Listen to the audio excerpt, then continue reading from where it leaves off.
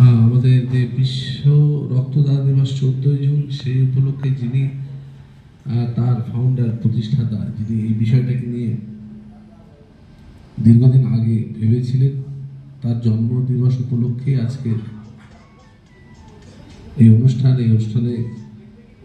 এসছেন আমাদের সকলের প্রিয় বিধায়ক হাজী আব্দুল খালেক মোল্লা, আমাদের এই হসপিটালের সুপারিনটেন্ডেন্ট।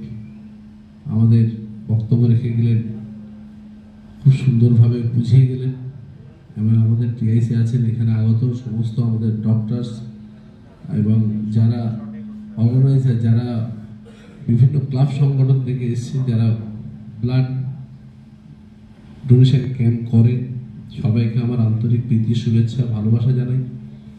দীর্ঘক্ষণ ধরে সভা চলছে। আমরা শুধু বলবো, এই যে রক্তদান, এই বিষয়টা আমরা যারা চেষ্টা করি, যারা বিশেষ